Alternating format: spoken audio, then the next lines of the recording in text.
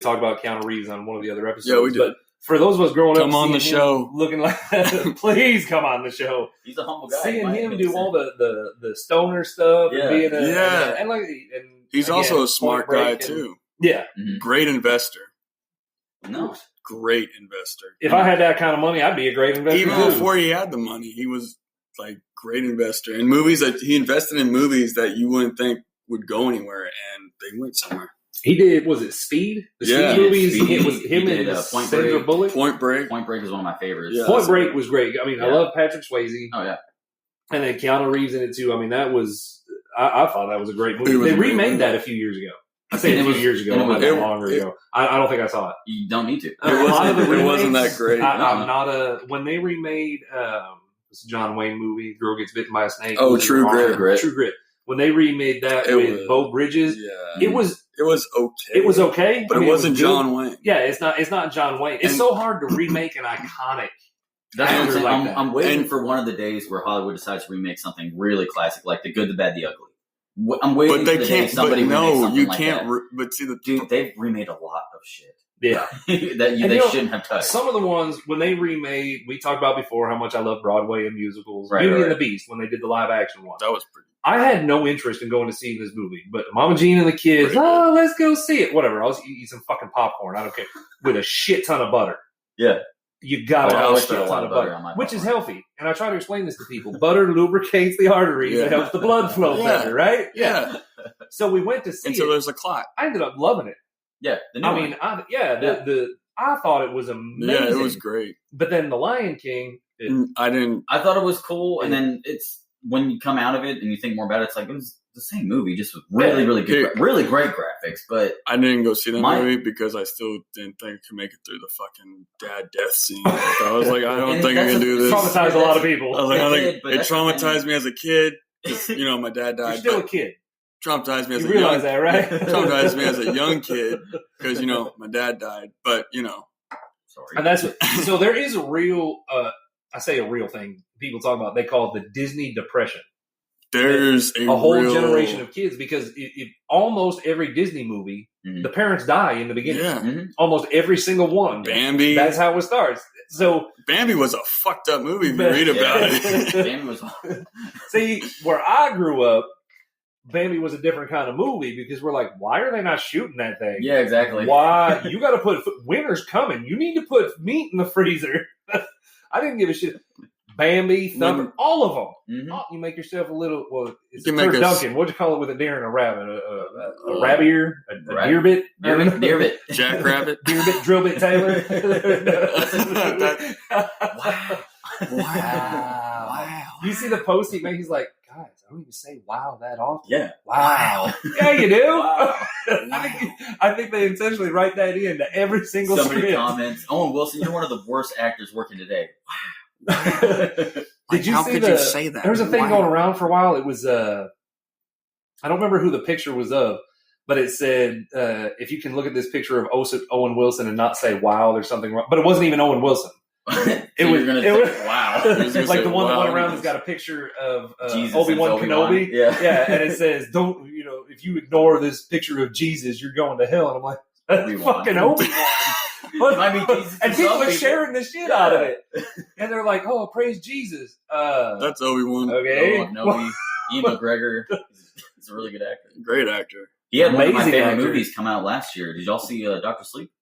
Yes, it was one of my favorites last year. That was really great. That was really good. Do you read the book? I read the book. Until you said last year, I thought you were going to go with Christopher Robin. Did you see that? No, I didn't. Another one. Oh, yeah, I did wanted actually. to watch it, and I was like, Winnie the Pooh. That was sad. Yeah, but it's after he grows up.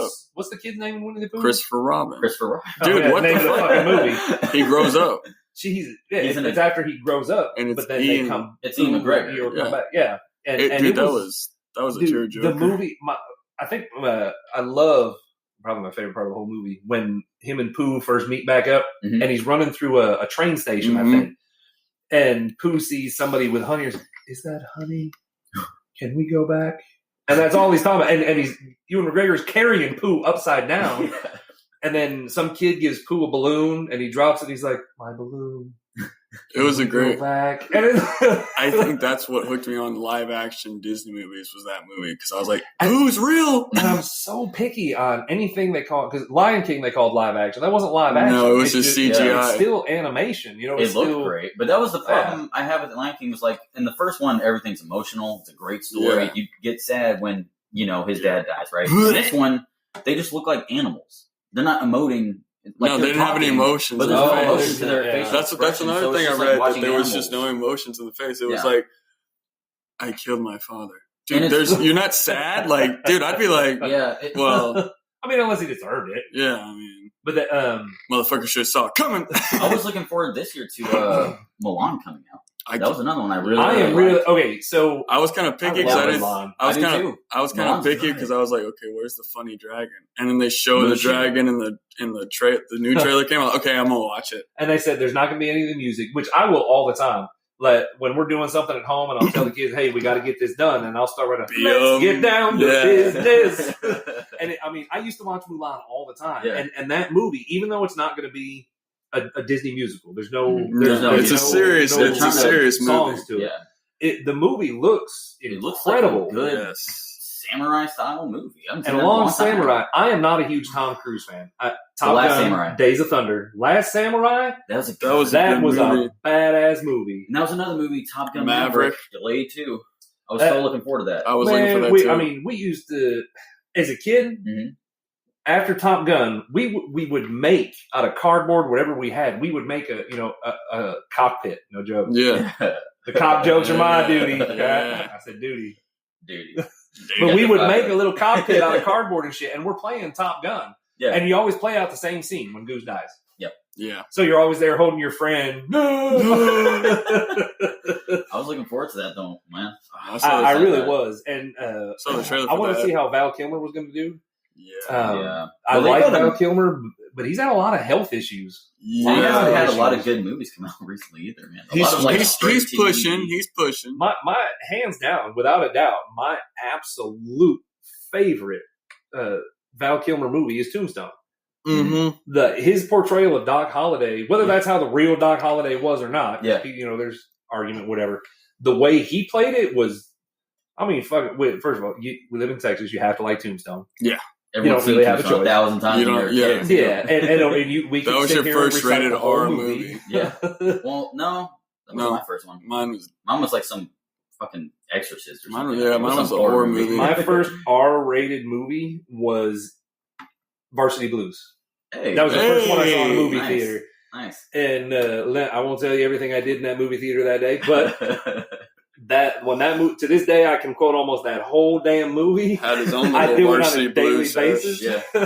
Oh no! My first R-rated movie, Texas Chainsaw Massacre. Really? Yeah. Which one? The very original, 1974. Okay, so was that the original? That was the original, the first one, made by Toby. Fuck, I can't remember that director's name. So what was? He was a big guy. Yeah. What was the guy? The guy the movie's based off of? Leatherface. What's his real name? Oh, I don't remember his real name. It doesn't matter because the story's so kind of contrived. But it was around here, like it was in Texas, right? Yeah. No. Oh, I thought it was in Texas. No, it was. So the whole, from what I gathered from how this story came about, it was based on a guy who had some serious mental issues. Obviously, did live with his mom. Something was weird going on, and he didn't ever, like, they made the movie a staple. He has a chainsaw, Texas Chainsaw Massacre. Well, the story goes that the director and writer of the movie was wanting to make a horror movie.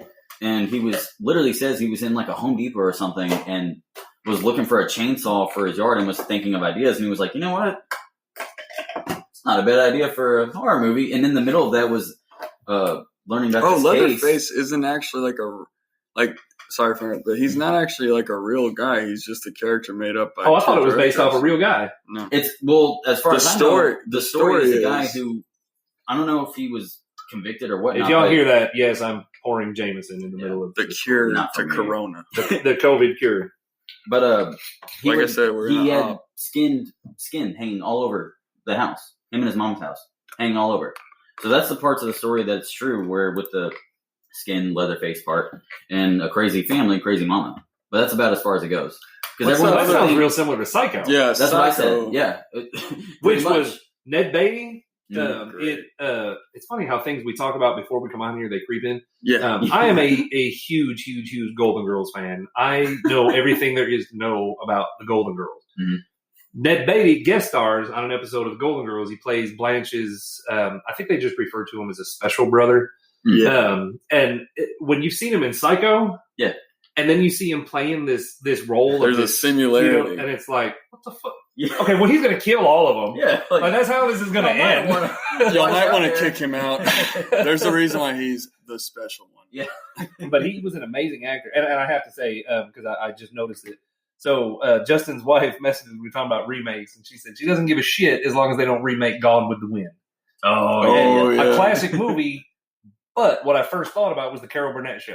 I don't know if y'all have ever seen the Carol Burnett show. I haven't seen it. We had the DVD box set we got. We have the same thing. Yeah. We watch it way too often. It's funny as hell. A version of Gone with the Wind. Oh, really? She wears like the curtains off the window, and I think it's Vicki Lawrence. One of them comes running in, Miss Scarlet. And the whole that show, I cannot think of anybody's name tonight. The guy that tells the elephant story, the little Tim Conway. His roles in that show made that show fucking hilarious. And they did the Carol Burnett show. Carol Burnett. It was an old variety show. Yeah, Carol Burnett. She was a comedian. Yeah, she was hilarious. But it was Carol Burnett, Vicki Lawrence, Tim Conway. There was a big old tall guy. He was in Playgirl magazine. I can't remember the damn name. Lyle Waggoner was his name. But it was just they just do kind of similar to Saturday Night Live kind of. So they're like a sketch, but it was a live comedy. show. They're a live sketch comedy. It was okay. Like you said, it was like hilarious. Saturday Night. You ever Live. seen the show Mama's Family? Mm-mm. Man, well that's where that came from too. How do you not? But I know what he's talking about. How do you not know? I just haven't heard of these shows. I guess that's what happens when you have. I know we're running short on time, Sean. We're till we got to give a shout out here. We got 4 more minutes, y'all. 4 minutes. Hey, we want to remind y'all, go check out the Facebook page, the Untamed Texas Podcast. Texas is TX. Like and share. We're still going to do that giveaway for the autographed T-shirt. Yes. It's gotten slower, y'all. What's going on? We got to keep on liking. I mean, we were popping up. Now we're barely hitting 200. It'll come back. And I know I texted y'all the other night. I got messages from a couple of people. One in particular, hopefully I get a chance to tell her story. She was telling me about a story about her daughter's experience similar to the one Justin told with the spirit attaching to him. That's so not yours. No. Never going to let you talk about that topic again. You're off the board on that one. In fact, after that, I got sick after I talked about that. So we're not talking about my past. You had a bad week all around. It was last week. And it just got worse after I talked about that. So we're not ever talking about my stories. but go like that Facebook page. And we are... maybe we'll try it next week. We want to do a Facebook Live video. Yeah, it's the 5th episode. We're talking about it. The 5th episode. Let y'all watch while we record. Yeah, you can watch us while we record. Really, we should probably have to get Skyla to be the recorder. We can. Mama Jean, our official photographer. Which she's getting her haircut right now, not photography. That is a long haircut. Yeah. She's been in there a while. I need my haircut, man. We got you covered. All my barbers are we have a barber. Funky. We go, yeah. My girl. Go in the other room. Get your haircut on, bro. Yeah, she'll go. She'll go braid your hair, too. What little hair you have left. That's why I never have hair. And we haven't said it yet, but we do want to give that our weekly shout-out to Jameson. To Jameson. All right. Irish whiskey. I don't give a shit what your kilt-wearing people say. I will give you this. Irish whiskey. I will give you this. As long as they have Irish whiskey on the bottle, I will designate it Irish whiskey. Because it is? Because it is. It was Irish whiskey long before you allowed it. I just want to make that perfectly clear. My people made this. Your people were wearing skirts, living in mud huts. We still won. Well, no, they made some good scotch. I like scotch. They did. And you gave us golf. Yeah, there you go. Yeah. So and what's that comedian's name? Isn't he Scottish? He was on the Drew Carey show, had a talk show. Well, I really can't think of anybody's name tonight. Talk show, Drew Carey. But anyway, shout out to Jameson. Please sponsor us, man. I'm still calling it the COVID cure, which may be our next hashtag. I miss COVID cure. I miss my old buddy Jameson. Join in tonight. I know. Hey, it's your Friday, bud. Have a little sip. You're off tomorrow. Is it your 3-day? Yeah. Have a little sip. Off for 3 days. Oh, I should have been off for 4 days. Get you 3 bottles. Chug that shit down. I could not advocate calling in sick. Yeah. Would not look good. Anyways, y'all stay tuned. We're going to do a shout out. Be back. Before we get started on this episode, I'd like to do our little shout out